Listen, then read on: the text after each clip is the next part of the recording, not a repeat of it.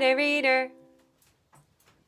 The 1619 Project Born on the Water by Nikole Hannah-Jones and Renée Watson.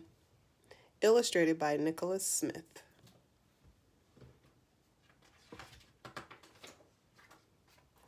The 1619 Project Born on the Water. Read by Tie-Dye Reader, Asha.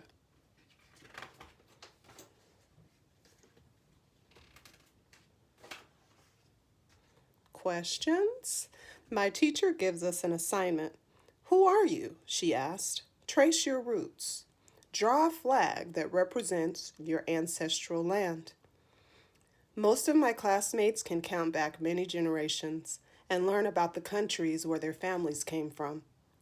They draw their flags, but I leave my paper blank. I don't know where I began. What is my story? At home, Grandma asks, "How was school?" I tell her about the assignment, how I couldn't finish it, how I can only count back 3 generations here in this country where my parents, my grandparents, and my great-grandparents were born. But before that, I don't know. I tell her that I'm ashamed. Grandma gathers the whole family, says, "Come, let me tell you our beginning. Let me tell you where we're from."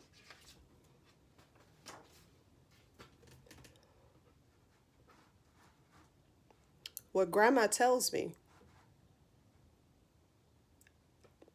they say our people were born on the water, but our people had a home, a place, a land before they were sold.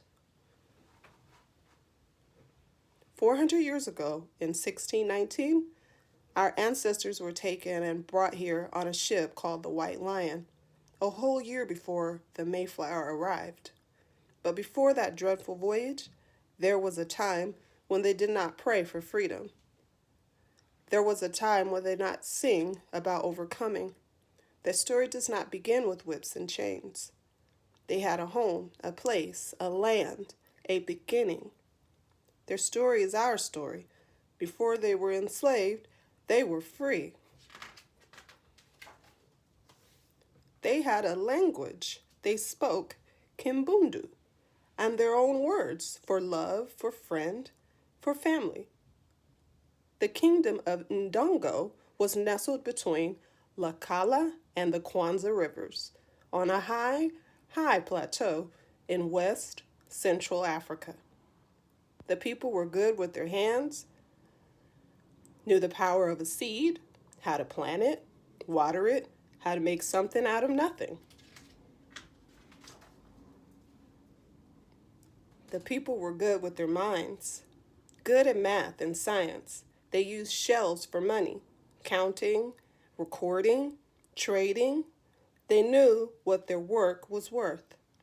They spoke Kimbundu, had their own words for joy, for grow, for home. Their hands had a knowing. Their hands had a knowing.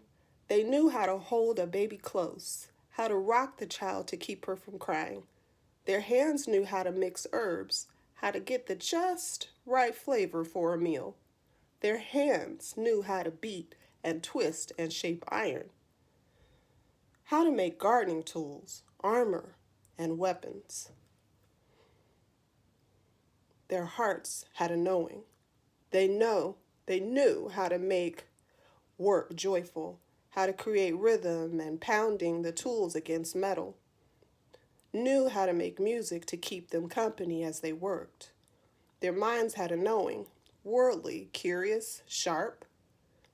When they met the white people, they learned quick, taught their tongues to speak Portuguese, taught their eyes to read strange words.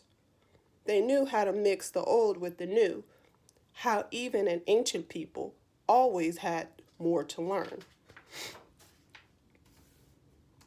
And they danced.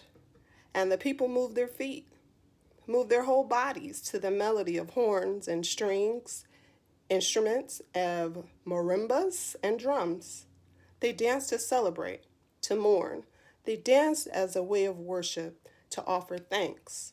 their bodies a song under an open sky and a bright sun, their bodies a swaying testament to the beauty of creation.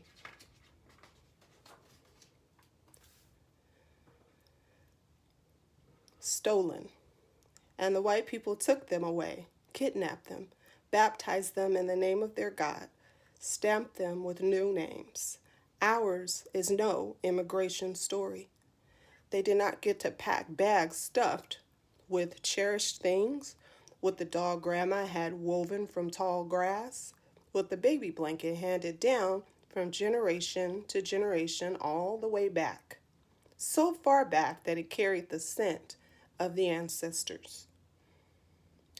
They could not hug their fathers and mothers and daughters and sons, hearts thumping in rhythm, clinging to the final sweetness before the parting, no promises whispered from mouth to ear of seeing each other soon.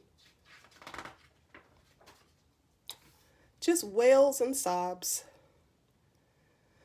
confusion and wrist worn raw from shackles made of iron, feet split and bloody from the 200-mile march along the Kwanzaa River.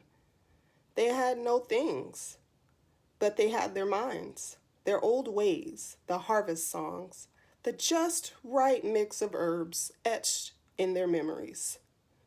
They had their bodies, histories, bloodlines, and drums pulsing in their veins. With trembling fingers, they braided seeds into their hair, defiantly hiding tiny pieces of home to plant one day in new soils. No matter what some say, the people fought, and the white people took them away, forced them into the bottom of an evil ship to sail to a new world they had no desire to see.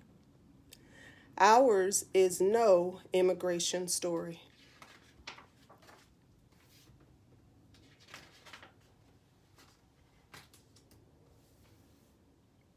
The White Lion.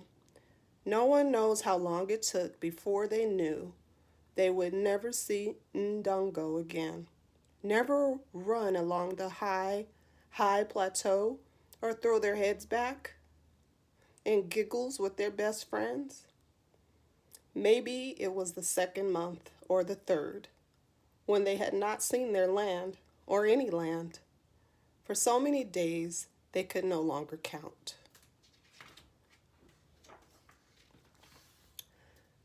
Some could not bear the pain. They refused to eat. They shut their mouths until their hearts gave out. Others tossed themselves into the teal eternity of the Atlantic Ocean, swimming one last time with the ancestors. Sickness and hunger, filth and cruelty took the others, almost half. But those who did not die resolved to live, no matter what. Packed in dark misery, strangers chained together, head to feet, hip to hip, in the bottom of a ship called the White Lion. They saw that these strangers, men, women, children, kidnapped, too, from many villages.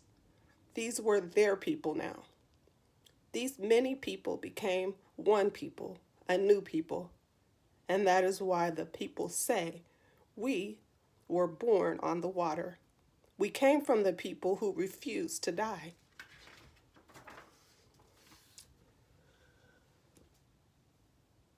Point Comfort. Finally, the ship stopped moving and the people were dragged to the deck. They closed their eyes against the light of the sun they had not seen since Mother Africa's coast. They closed their eyes against the sight of the land that was not theirs. They cried a silent cry, as white men spoke strange words, talking about their bodies, and with a handshake traded another's child, another's mama, and daddy, 20 to 30 beloved humans in all, for a few pounds of food and drink. 400 years ago, in the year 1619, the white people called this land Virginia, a sweet-sounding word for a place of such pain. A sweet-sounding word for the place where American slavery began. Tobacco fields. From sunup to sundown, the people worked the fields, growing and harvesting tobacco. The crops were sold to Europe, bringing wealth to Virginia. But the enslaved people did not get anything in return for their labor. The people worked and worked. When the people grew weary, they remembered their yesterdays, remembered their songs from Ndongo, sang them to ease their spirits. As they sang, they looked into the future, hoped for better days, planted prayers in the heavens, praying, praying, praying for freedom. How to make a home. After a long day's work planting tobacco in the fields, after brutal treatment, after nothing to show for their hard work, sadness would come. A longing for Ndongo, for the mamas, the daddies, for the friends they could no longer hug and talk with under the warm sun. We're in a strange land, they said, but we're here, and we will make this home. We have our songs, our recipes, our know-how. We have our joy. We will love, laugh, sing, and hug our children as tight as you can hold a child. We will survive because we have each other. And so the people planted the seeds they'd carried over from the ocean, snuck to visit one another in the dark of night, sang songs, swapped tales of yesterday, remembering and remembering. And the people planted dreams and hope, willed themselves to keep living and living. And the people learned new words for love, for friend, for family, for joy, for grow, for home. We are in a strange land, they said, but we are here, and we will make this home. We have determination, imagination, faith. We will survive because we have each other. The Tuckers of Tidewater, Virginia. 1624. Anthony and Isabella, enslaved on the plantation of Captain William Tucker and his wife, Mary Tucker. Two ordinary people forced to till the soil, forced to build a country they were not from, found a way to build a love for each other, to marry and create a family, a legacy. They did not know their family would start a new people. They were just two ordinary people who had a son, a new beginning, a promise to live on a land. William Tucker. Hope is a promise. Faith that a better day will come. Belief that things will not always be this way. Hope is refusal to give up, to die out. Hope is a child born. Way back then, hope had a name, William Tucker.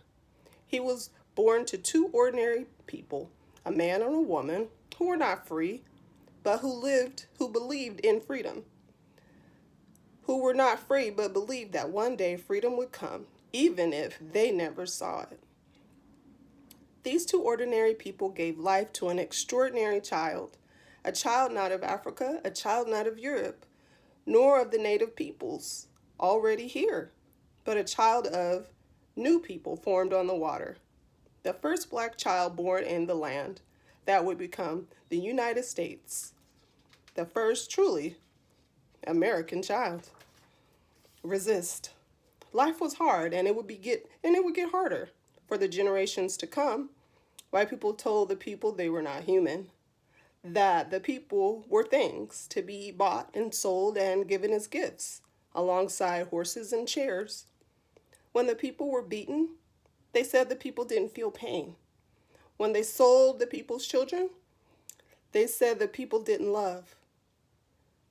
These were the lies they made up so they could feel okay about slavery. It was wrong, always and forever, to own human beings. It is wrong, always and forever, to treat human beings like things. The people fought back for 250 years. The people resisted every day in ways big and small. For 250 years, the biggest resistance of all was the people kept living. Legacy.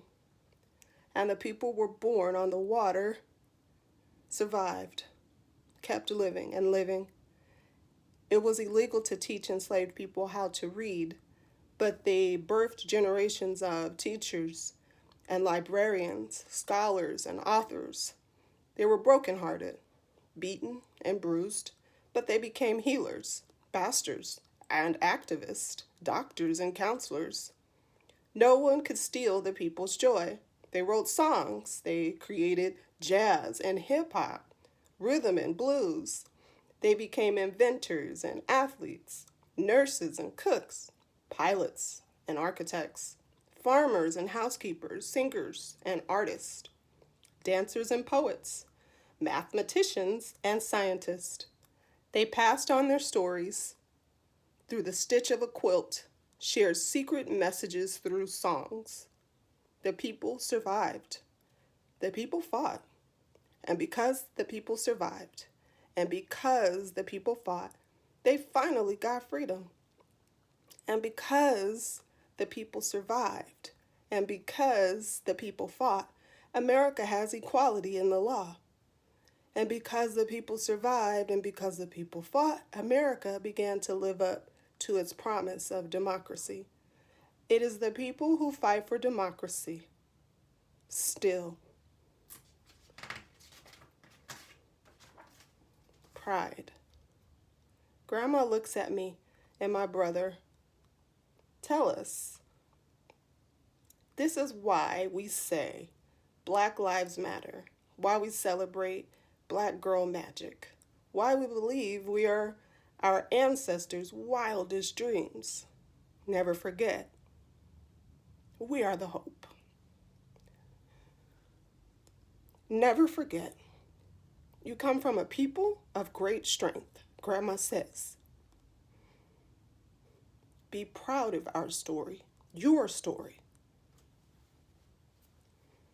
The next day I go to school, pull out my red crayon, my blue and my white. I draw the stars and the stripes of the flag of the country that my ancestors built, that my grandma and grandpa built, and that I will help build too. And I am not ashamed. I know what my story is, where I am from, where I begin. The end. Look over to the front. And then... Tighter reader.